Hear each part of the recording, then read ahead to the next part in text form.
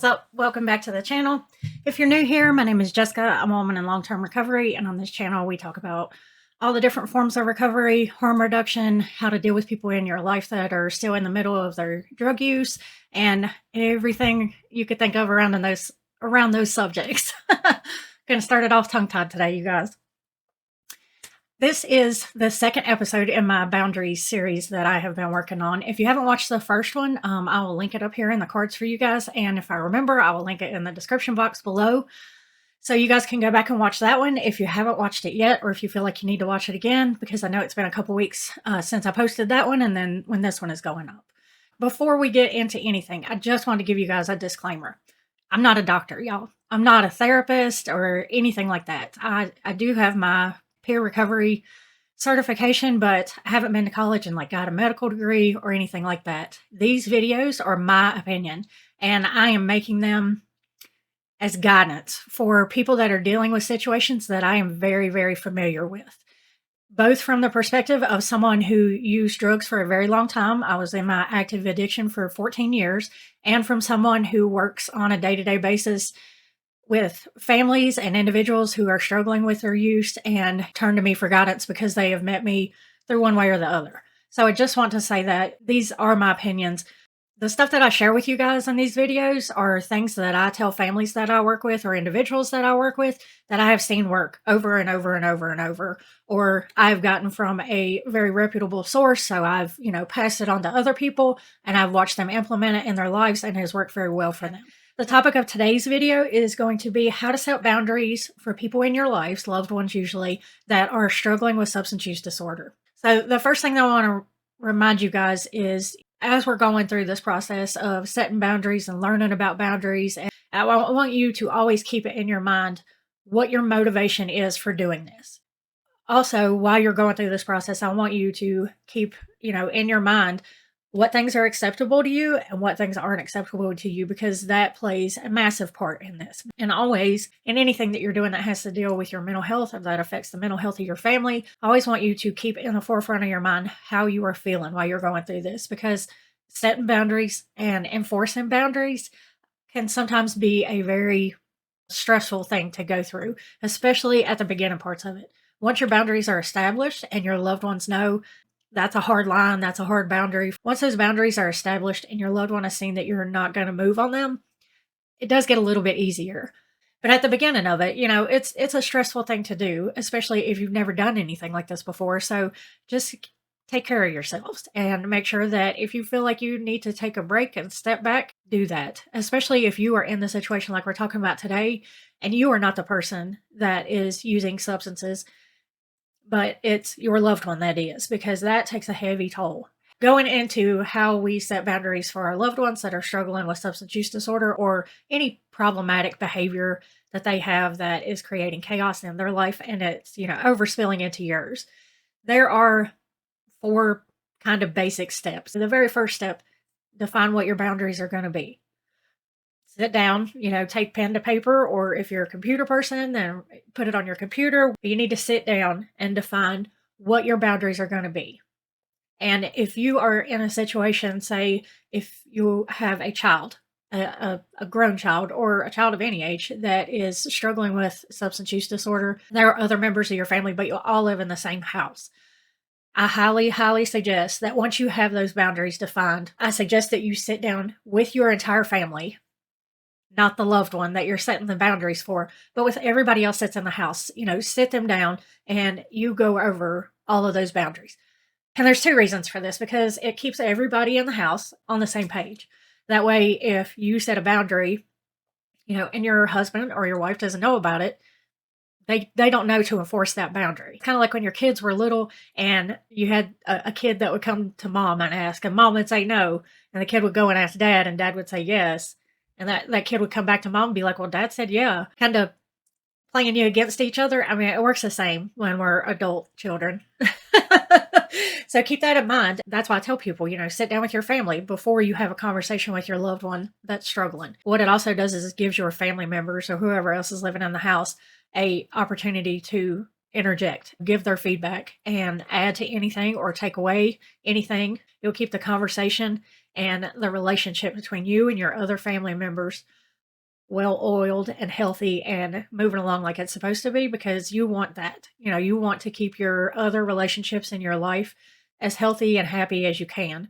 After you do that is when you get to have the conversation with your loved one that you have set the boundaries for. This can be a scary time for a lot of people because this isn't something that you ever pictured yourself doing.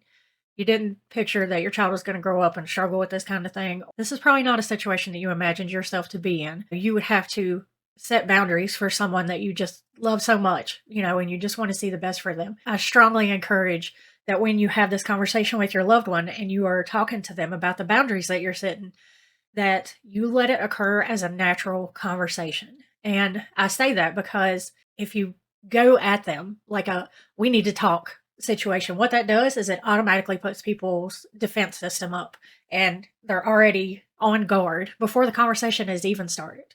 So when you're in this situation and you're setting boundaries, just as hard as it is to wait, and I know from personal experience that it is hard to wait, but when you see an opportunity arise, let that conversation occur naturally. And that way it doesn't, make your loved one feel like they're being ganged up against. I also suggest not to make the whole family part of the conversation, because they will. Your loved one that you're setting these boundaries for is going to feel ganged up against if everybody in the family or everybody in the friend group comes in or they walk in one evening and everybody's sitting there. It's like an intervention. It puts them in the mentality of, oh, it's me against them. And that's not what we want our family members and our loved ones to feel like. We just want them to know that some of their behavior is problematic and that you have come to the decision as a family, or however you want to word it, that their behavior is affecting your life in a negative way. And so you have made these decisions. And when you're explaining your boundaries to your loved one, try to remember to use I statements instead of, just broad statements. Because again, if you use I statements, that keeps your loved one's defenses at a neutral level. Again, it will keep them from feeling like they're being ganged up on or like everybody is talking about them behind their back. Because if you say, well, we feel this way, then they're going to know, or they're going to assume that everybody is having conversations about them behind their back. From thinking back when I was in active use, I didn't have people in my life that cared enough to sit me down and set boundaries with me or try to talk to me about my use. Most of the people that were in my life contributed to or benefited from my use at that time. But if I would have, I know that when you're in active use and you're running around doing all this stuff, your defenses are already up more than they normally would be if you weren't. So a lot of times going into what could be a normal conversation for someone that's using, their defenses are already going to be a little bit heightened. If you corner them or if you make them feel like they are being talked about constantly behind their backs, it just makes it more of a, defensive you against me situation than what it needs to be. Like I said, make it a normal conversation, not one that you send them a text message and say, I need you to come home at 6:00 because we have to talk. Or they walk in the door and everybody's sitting there and you're like, you have to sit down because we have to have this talk. Stuff like that is not going to work if you can approach them in a calm, normal way. It keeps the entire situation calm, lowers their defenses, and it will get your message across clearer and quicker. And I do want to say, while you're having this, I want you to be able to acknowledge your loved one's feelings, because when you go about this and you're setting your boundaries, they're not just going to sit there and be quiet and not have any response at all. So when you're having this conversation with your loved one, I want you to be able to acknowledge their feelings that they're having. If they say, well, this upsets me, or this makes me mad, or this hurts my feelings, or whatever, I want you to know that it's perfectly okay for you to acknowledge your loved one's feelings. Don't try to fix them, because that typically rolls into a situation where you feel like you have to fix their feelings, and it can very quickly escalate into a manipulative situation where your loved one sees an opening. And when we are in active use, we'll take that opening. If we can see an opening where we can continue to manipulate people, especially if we are thinking in our minds that if I see this opening and I take it, then I can deny my drug use and I can keep going the way I am. We're going to take that opening. So acknowledge their feelings, but don't offer to fix them for them. Don't try to fix them and say, well, maybe we can wait on this. Or, if you do this, then I'll do this. This isn't a bargaining situation when you're setting boundaries. You need to be firm but nice. And I know that it's hard to do. It really is. And it's one of those things that the more we have to do it, the better we get at it. But moving on, boundaries that you set for your loved ones can be done in steps. When you sit down and make that list, you're probably going to have more than 3, maybe not. If you have more than 3 on there, I suggest that you only approach these conversations with no more than 3 boundaries at a time. And the reason I say that is because you don't want to give your loved one this entire list of boundaries all at once. Number one, it's going to be overwhelming for them. Number two, if when you are talking to them, if they are under the influence, there's a high chance that they're not going to remember all of them. And number 3, again, going back to the defensive, if you give them a big list of rules, they're going to kick on that. It's human nature. It's like when your kids were little, going back to that. If you gave them one chore to do, like help mommy get the trash up off the floor, they could probably do that reasonably well. And if you told them, okay, this is something that I'm going to need you to help me with every day when they were little, that's something that they could process and do every time. And in a way, you have to treat your loved one, no matter how old they are, at this stage in their life as if they were a child. And I'm not saying like baby them or, talk down to them at all, because I'm not an advocate for that at all. I'm just saying you have to pick and choose what you're going to talk about. If you're going to do this, make your list and already have it in your mind, the 1 to 3 boundaries that you want to talk to your loved one about. So you're not stumbling over it or thinking, oh gosh, should I have done that one instead of this one? So you need to take a little bit of time before you let this conversation happen with your loved one so that you know what it is you want. Pick your most important ones first, and maybe not the biggest ones. And the only thing that I will tell you guys right off that I want you to be super assertive about, no wiggle room, is safety, especially if you have littles in your house. When we're in active use, our thinking of what is dangerous and what is not what it would be if we weren't actively using.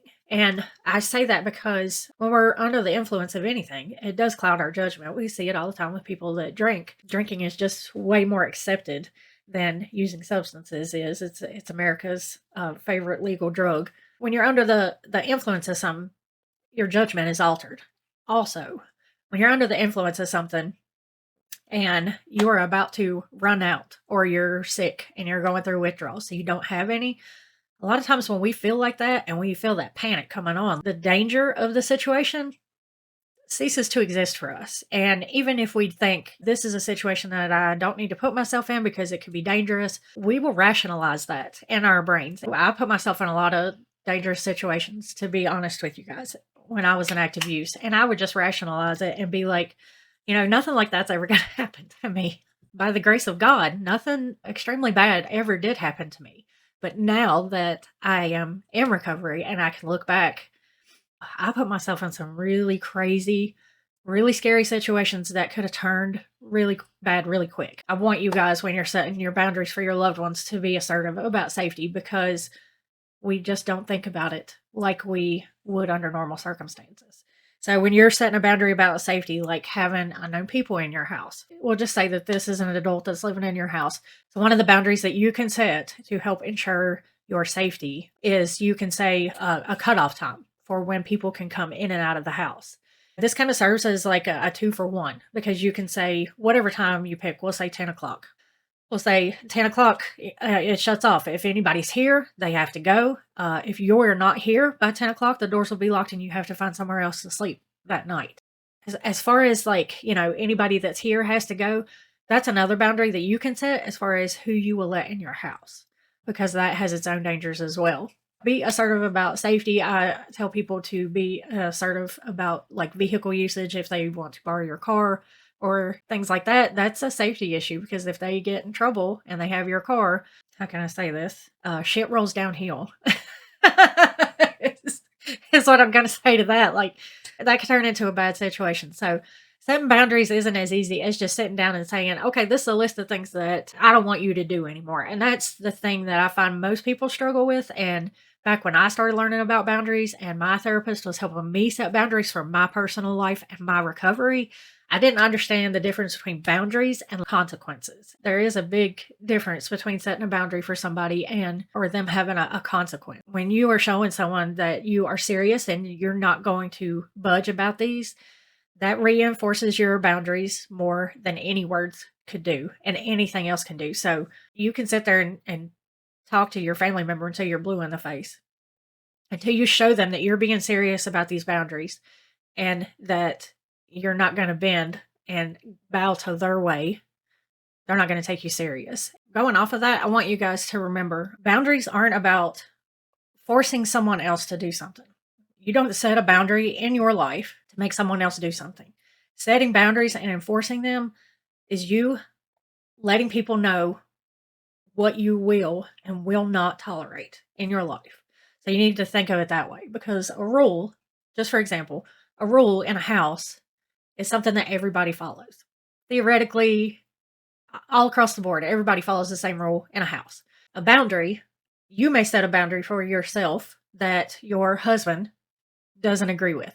So he doesn't want the same boundary as you. He will have his own set of boundaries. In a family situation, that's why I said at the beginning, it's really important to sit down and talk with your family. Sit down so everybody's on the same page. And that way you can come to a general group consensus about the boundaries that are going to be straight across the board for everybody. And then the other individuals in the house, if they have additional boundaries that you want to add on outside of that, then they can add them on individually when they have conversations with this loved one. Boundaries are about us. When I set a boundary for somebody, it's me telling them, I won't tolerate this. One of my boundaries is, because I am in recovery, that no one is allowed to bring drugs in my house. I don't particularly like, but depending on who the person is, I don't like it when people even bring alcohol in my house. And I've never, ever struggled with alcoholism. I don't like it when people bring alcohol into my house because it's triggering for me. It's very triggering because I grew up with 2 alcoholics. So I don't like to see alcohol in my house. Now, like when Keith's dad comes in from out of town, sometimes he likes to have a drink before he'll go to bed. Or if he comes in for hunting season, which he used to do a lot when he lived in Florida, sometimes when they got back from hunting all day, he would want to have a beer. That I'm fine with, because I know Keith's dad and I trust him. I know that he is not going to do anything wild and crazy. He's not going to have unacceptable behavior around me. There are exceptions to that boundary for me. A hard and fast boundary for me is don't ever bring drugs into my house. If you have a prescription that is yours, leave it in your car and leave it locked up. Don't bring it into my house. I do that boundary mainly because prescription pain pills were my drug of choice. Now, as far as Keith goes, he would have a boundary about illegal substances. Prescription substances don't bother him at all. He would uphold the same boundary out of respect for me, but on the same token, having alcohol in the house does not bother him at all. That's what I mean as far as I have certain boundaries. Keith has different boundaries than I do. A frequent boundary that I see, particularly families setting when they have this first conversation with people, I'm just going to give you guys a few examples. One of the first boundaries that I typically see is that they're not going to bail their loved one out of jail anymore. If their loved one, is out and about and they get arrested for any reason at all, a very common boundary that families set is that they are not going to bail them out of jail. Another common one that I see a lot for families is no allowing people who use drugs inside of the house. I wanted to bring this one up because I get a lot of people that ask me about this because they want to set that boundary because their loved one is bringing a lot of strange people into the house. And then they kind of get caught up on my loved one is a person who uses drugs. So is that me telling them, that they can't come into my house? I always just tell people that's a distinction that you have to make. Nobody can tell you what boundaries to set that are going to work for you because everybody's situation is different.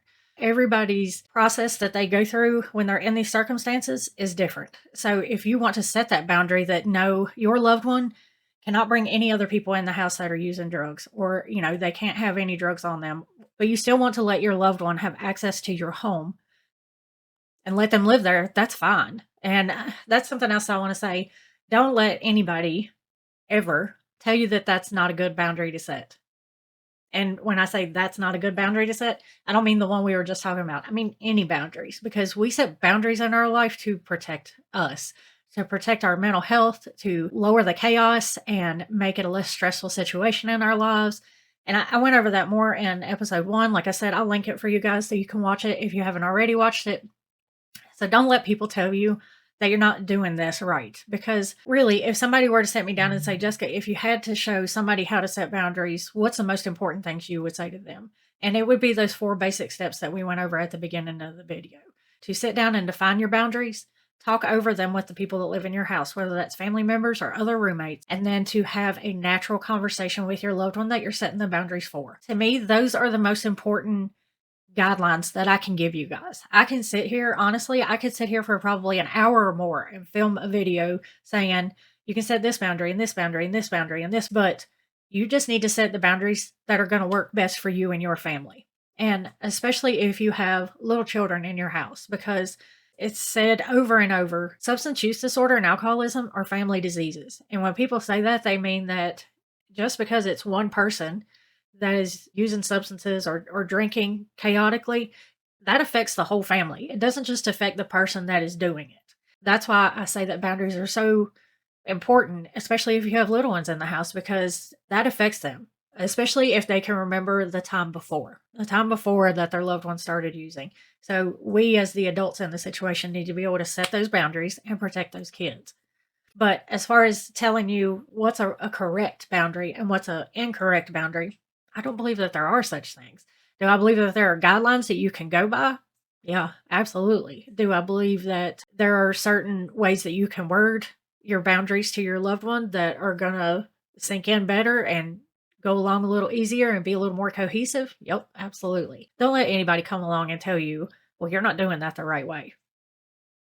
You have to do what is best for you and your family, and your loved ones, and the other ones involved in the situation. And that's why I have those 4 basic steps about setting a boundary. You define them, you establish them, you have a conversation, and then enforcement.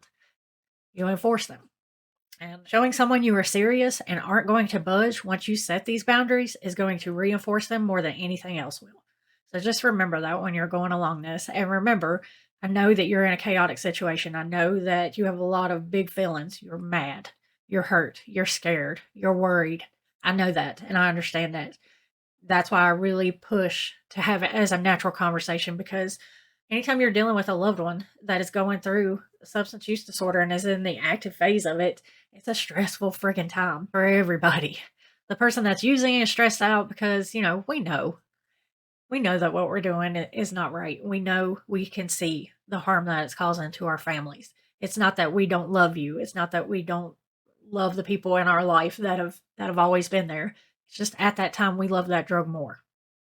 And that sounds like a shit thing to say, but it's true. We love that drug more than anything else right now because it's, in our minds at that moment, it's helping us. It's helping us cover up something. It's helping us not deal with something. It's helping us, not remember something. And even though the people on the outside looking in can't understand that, that's all we can think of. And it gets obsessive. I know for me, once I realized that when I was high, I didn't care about anything. That was it. That was all that I wanted. I just wanted to keep that feeling forever. I know that it's a very tumultuous situation. I know emotions are running high, but if you can, just try to have a natural conversation with them and it will keep their defenses low. Just think about it like, if somebody says something to you while you're angry, it doesn't sink in a way that makes you want to necessarily change your behavior.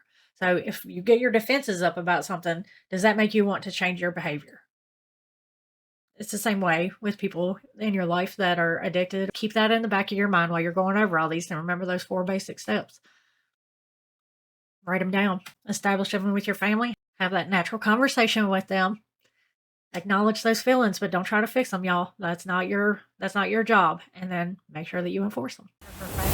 But my next episode that I want to film is how to set boundaries in your recovery. And this will be a personal one for me because I had to have a lot of help learning how to set boundaries. It was something that I'd never done in my life ever before. And I want to share that with you guys because I know I do have a lot of people on here that come and watch my videos that are in recovery themselves. And if you guys are out there and you don't know how to set boundaries either, I want to share that with you and maybe give you some guidance and insight. And I also want to share it with you guys because I kind of have a unique perspective on this. I have the perspective of someone who was in active use for 14 years. And now I have the perspective from the other side of it as someone who is a peer and who, boots on the ground is helping people that are still struggling with their active substance use. That is it for today's video. I love you guys. Thank you so much for being here. Thank you for 143. Thank you so much. Take care of yourselves. Take care of each other because you never know what somebody is going through. If you need naloxone or if you need to be trained in how to administer naloxone, please don't hesitate to reach out to me.